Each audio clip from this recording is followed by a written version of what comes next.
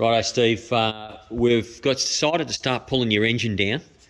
So I've got the engine upside down here. We've removed all the spark plugs. We've removed the exhaust system, and we've also removed the exhaust system and also the inlet system. What I wanted to identify is, you see these pipes, Steve? You see how they're loose? I really hate that. Now all of these pipes are going to the plenum chamber here, where the carburetor feeds its air fuel. Now all of these are loose. Now I'm really particular about that problem, and I make sure that that doesn't happen when I build the motor. But look, every single one of these pipes, Steve, is loose, right? You'd just be able to yank that out. But anyway, so I've been thinking about this engine, Steve and Stuart. What I want to do is I want to pull the top end off, the cylinders off, clean everything up, and I'm very tempted to split the crankcase and go right through it. I mean, we're right there, aren't we, Steve? I mean, we're right there. When I pull the accessory section off, because as soon as we relieve these through bolts that go through the cylinders, the crankcase is going to relax, and then you've got a high potential for a leak, oil leak on the crankcase seams, because it's as soon as you relax as soon as you take the cylinders off, the same through bolts that hold the cylinders down keep the crankcase halves closed.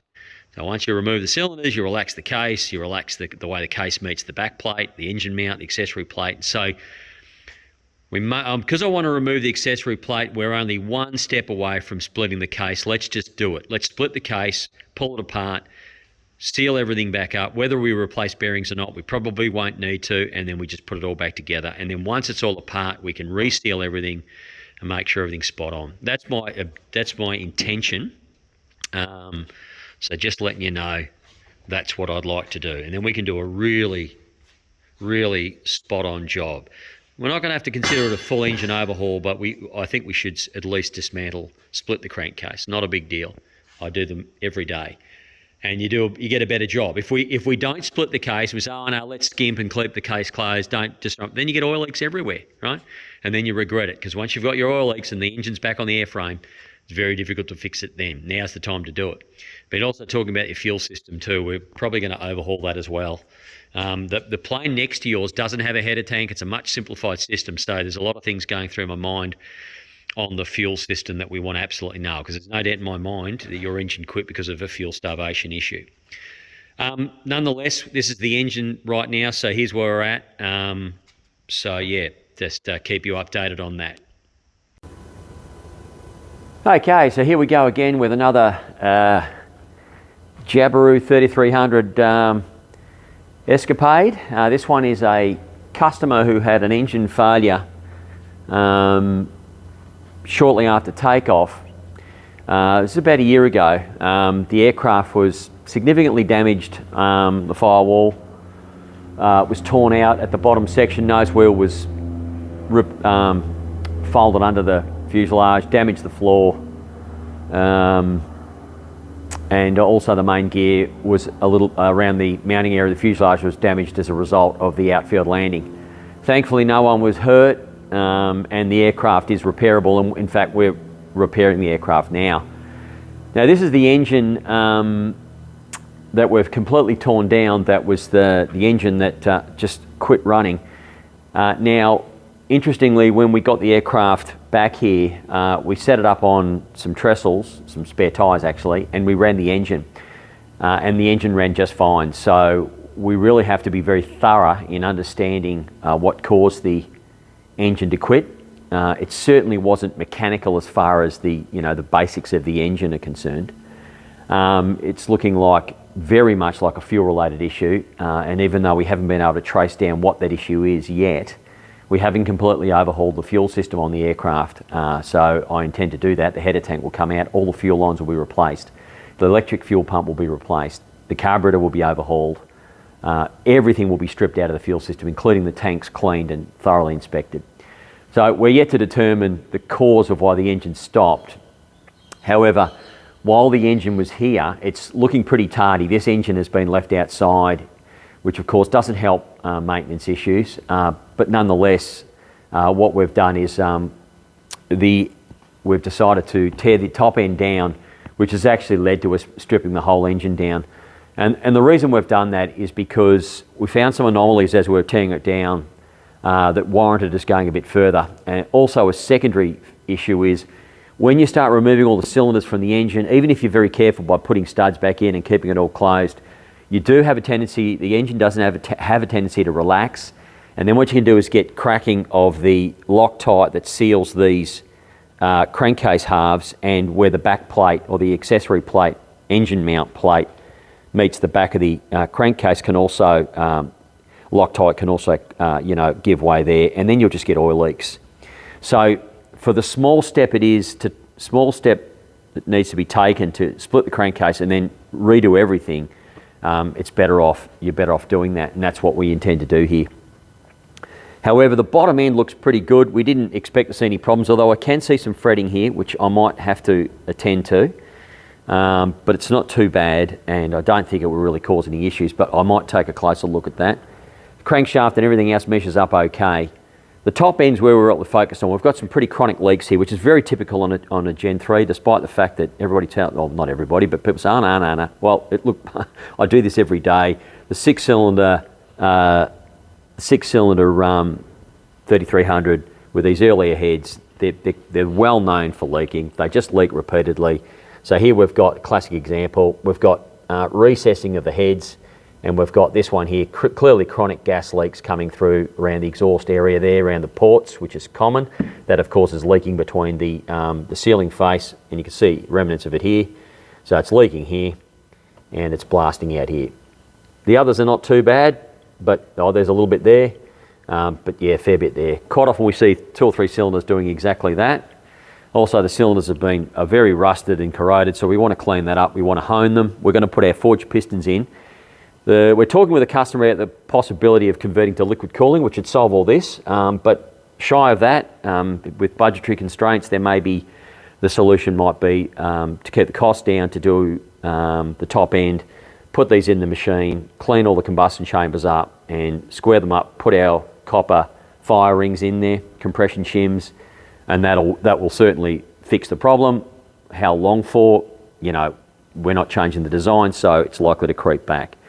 The pistons will certainly be all replaced, and I've got to do a separate little piece on the pistons in a minute. So these are the old pistons, a lot of carbon, which you typically see.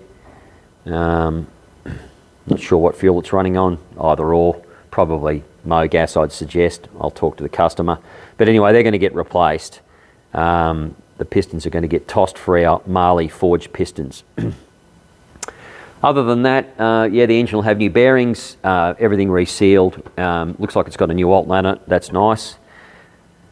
So that's that. So that's where we're at right now with this particular engine. We've got a few engines on the go here. But this one will come up very nice. It's got the 7/16 studs on it, so they've been upgraded.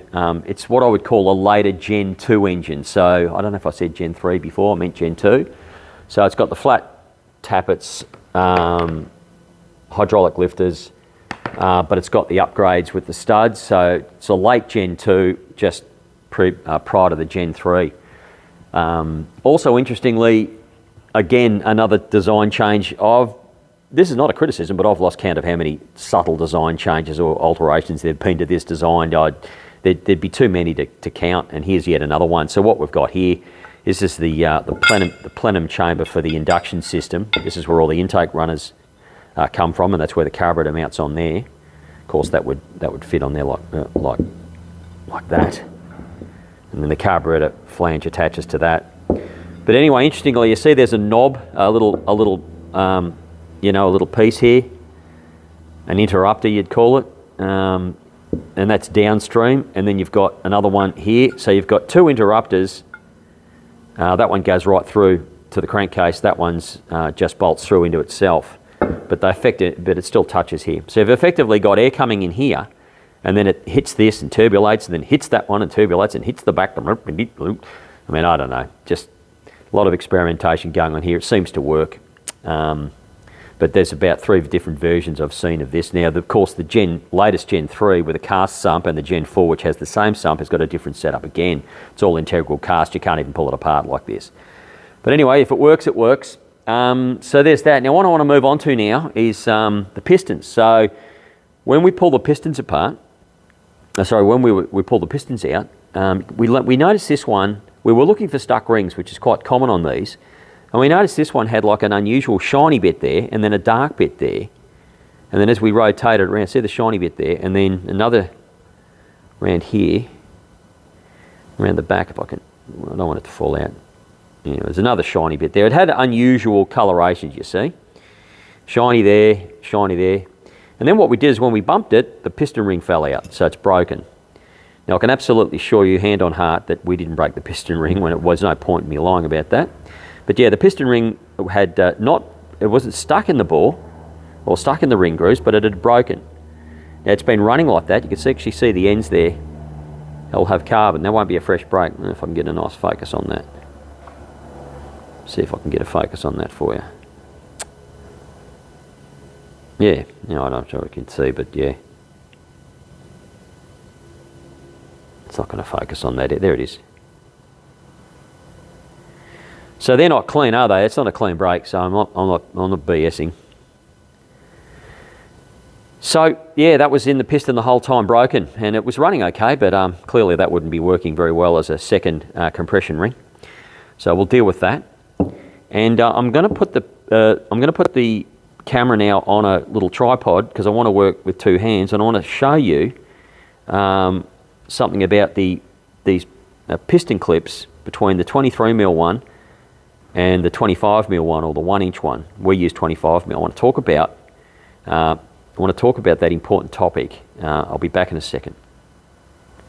All right, so I'm back here now. I want to talk about pistons, and in particular, I want to talk about these piston clips. Now, what you'll notice we've got here is the bore on this piston. The bore on this piston here is 23mm, which is the same diameter as the piston pin itself, 23mm. And what some of the earlier Jabirus had was 23mm, circlips designed to fit a 23mm bore. Sounds good, right? But the problem is that a circlip that's designed to fit a 23mm bore doesn't have as much engagement as you might think. And so what can happen, you can actually see how little engagement it's got. You can see that shiny, you can just see that shiny portion there where it's sort of been polished. That's the bit that's engaging, and it'd be lucky if it's 0.2 of a millimetre. I mean, that's very little engagement, right? And that's because it's a standard 23mm circlip that's designed to engage with a 23mm bore, which in normal circumstances would be fine. But when I put it in, you can see just how loose it is, right? And you can just see it's got bugger all engagement, right? It's barely engaging, okay? Maybe 0.2, and you can turn it around with your fingers really easily. It's almost loose, right? It's not loose, but it's almost loose. It takes nothing for it to move around. And one of the other things I noticed on the pistons too is you see it's developing a splash here. So it's a rolled edge, so it's trying to push itself out. Now, I'm not here to cast aspersions, we're all doing our best, but it's a known fact that these 23mm circlips have found themselves wandering out of these pistons, which has allowed the piston pin to float, catch the skirt of the base of the cylinder and do untold damage, all because the earlier 23mm circlips have come out due to lack of engagement. And that is a fact. That has absolutely happened on multiple occasions. And I've had some customers that's happened to, and it's caused an enormous amount of damage. And the amount of engagement in that little tiny groove there is pathetic. I mean, it's literally useless, right? I mean, it's rounding out, it's on its way out, right? Now, this is a known issue, and part of it's exacerbated by the fact that when people put the circlip in, they crush it, which you've got to do anyway, and then it stays undersized a little bit because it stays closed a little bit. And then secondly, the stock groove in a 23mm bore with a circlip that's designed for that bore is not much engagement, all right? It's not really designed for that operation, but it can work. So there's that. And also, you know, there's talk around, you know, you've got to get the sharp edge, because when they stamp these clips out, there's a sharp edge and a rolled edge. And so what they do is they say, oh, you've got to have the sharp edge to the outside. And yeah, I'm sure that would help, but, you know, we're really clutching at straws here. Anyway, what Jabiru have done more recently, or probably for quite some time now, which is exactly what I would have done and what I have done on my Marley pistons, and we'll talk about that in a minute. So what I'm holding here now is a current Gen 4 piston out of a Gen 4, brand new. You can see that the 23mm clip, you know, is a dick in a sleeve. You know, that's just because it's not for that bore now. So what they've done is they've taken the 23mm bore, and that stayed the same. But then what they've done is they've gone to a 25mm clip, or 1 inch.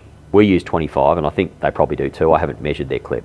But what they've done is they've gone to the next size clip up, and then what they've done is they've made a counterbore here, and they've made it a much smaller diameter than would be standard. So the objective is, with this 25mm clip, is you want to make that bore as small as possible, so the clip just goes in, and then you want to make the groove the standard groove depth, or even a little bit overstandard, so you get a ton more engagement. And that's exactly what's going on here, right? So by dictating, by using the next size circlip up, you can then dictate the counterbore to whatever size you want. And you can make it, the counterbore grossly undersized, so the clip just fits in. And then of course you've got the exaggerated groove depth, which is standard, giving you much more clip engagement, which is a satisfactory result. See, they weren't able to do that. You're not able to do that with a 23mm circlip, because you're stuck with a 23mm bore. So you've virtually got to use the standard circlip depth. Where here you can exaggerate it by dictating the size of the bore, the secondary counterbore. And that is exactly what we've done on our Marley pistons. Right? On our Marley pistons, we've done the same thing.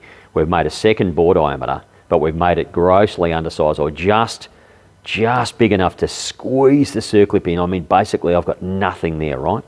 And then when you let it go, you'll have maximum engagement there, right? There. Right, there you go.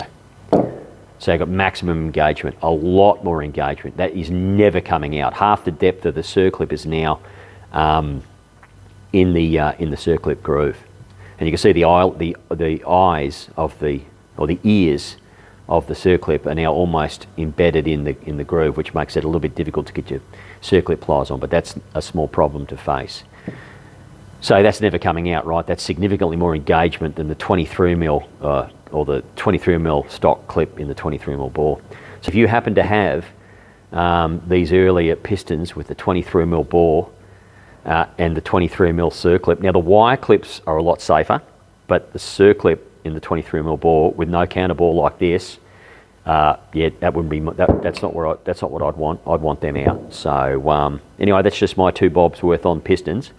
I'm a big fan of the wire clip in the 23mm bore. I'm totally okay with the circlip in the reduced counterbore, but I'm not a fan of the stock circlip in the stock 23mm bore.